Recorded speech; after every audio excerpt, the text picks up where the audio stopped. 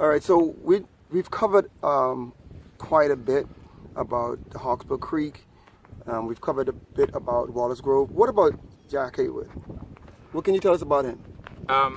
Jack Hayward was, I think, the nephew of a guy called Firth Cleveland, who was a very wealthy man in England. And in fact, that tall building downtown they call Casa Bahama was called Cleveland House when it was built. Jack Hayward came here, not so much a Johnny-come-lately, but he was one of the most significant investors in Wallace Groves' plan and became, I guess, the president of the Port Authority after Wallace passed away.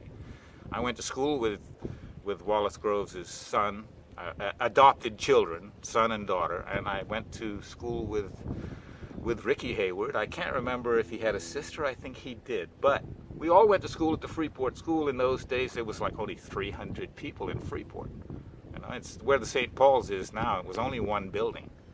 I learned drama there. You know, I mean, if I performed in a play there, Jack Hayward was in the audience, and I performed over here. There was a big building. We were in a talent contest. I was next to Jack Hayward. I learned about drama, and the Regency Theater and all of the beginning of the Regency Theater was all about Jack Hayward and the school teachers that I went to school with.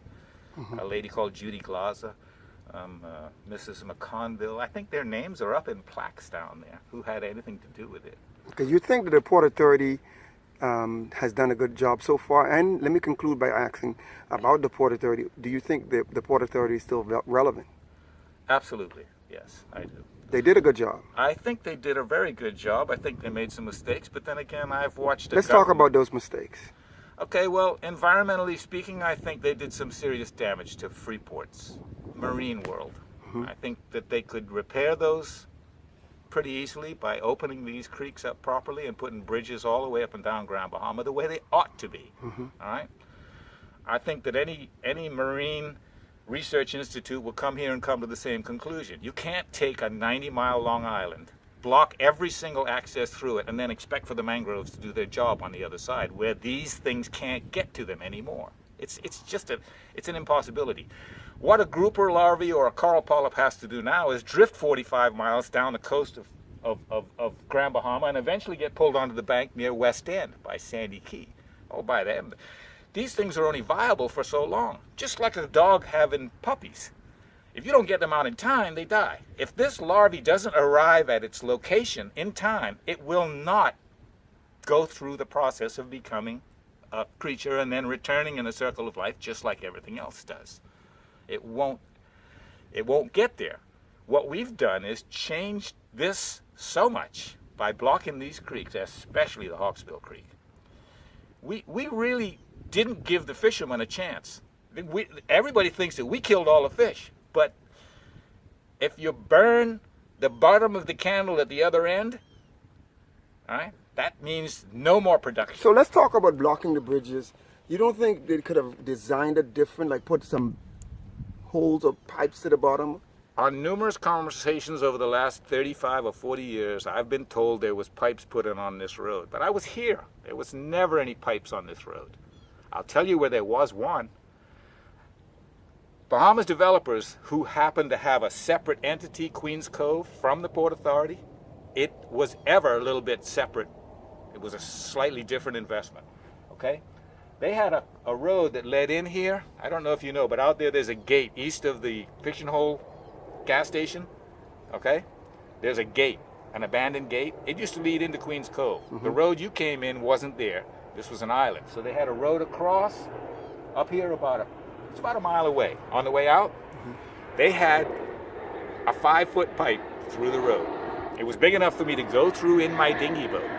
That was the only company on Grand Bahama that ever put a pipe in the road that I know of. Besides Disney, when they put a pipe in the road, when they built the back access in to do the movie at Gold Rock Creek, they installed pipes because environmentally speaking, they don't make mistakes. Whether they needed to or not, they did it anyway. Well, so now you talk about some environmental damage or some of the things they didn't do right. Besides the environmental aspect of it, what about doing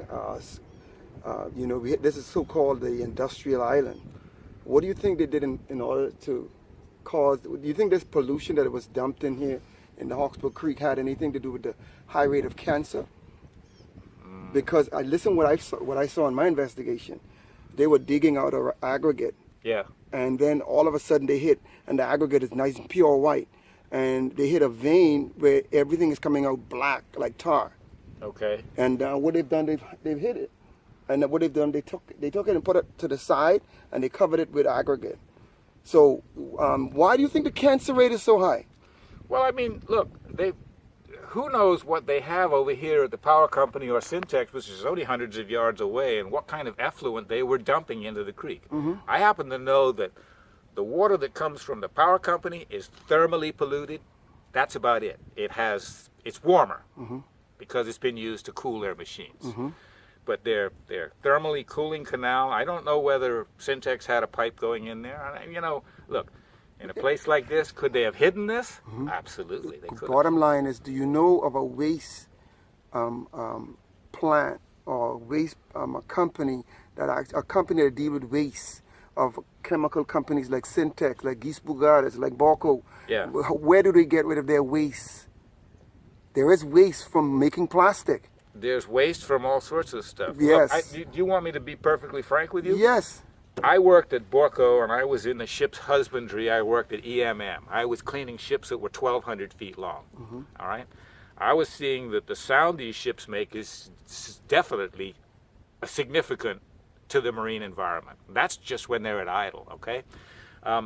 We had the job when they were going to do the $300 million cleanup and build this new platform out there where I lost my leg. That was much later. But we had to take everything that had been dropped overboard around the rig. Now, proper procedure would be for a barge to go out there or a rather large vessel, and if they're going to remove metal parts or anything from the rig, they would put it on that, take it in, list it, put it away, and get rid of it, okay? What these guys did Get rid of it where? at the proper place. Where? Either recycled metals or whatever. Do What we would have been have- coming off there would have been metals. Do we have a place on this island that gets rid of carcinogens? I don't. I would be lying if I told you I knew Okay. for sure that. Moving along then. But okay, so around the legs of the thing, I know that the platform was about 40 years old at the time. There was 30 feet of debris everywhere. It was like a massive reef. It had so much fish on it. When we moved it, the fish were confused. They didn't know where to go. It took us months to get all that stuff off the bottom. And we had to clean up the area so that then the California dive team could come in, cut the legs of the old platform, and place a new platform there. It really took a long time because we had to dig down into the sand. We were doing what's called airlifting. We were doing like treasure finding, only we were searching for debris that was buried under the sand that would have affected CalDive's main drilling machine. If they'd have hit a piece of metal, it would have cost them millions of dollars in damage. So we had to move all this stuff. So do industrial companies clean up properly behind themselves here in this country? No, they do not. And if they spilled something here, it would be, they wouldn't tell anybody if they could hide it. And I don't know how old you are, but I recall they used to make products for people getting tar on their feet. Okay, you use butter, you use kerosene, but they actually made products for this, like suntan oil and stuff like that, okay? There was so much tar on the beaches sometimes here when they had a significant spill. It was a regular thing. It was a regular thing. Oil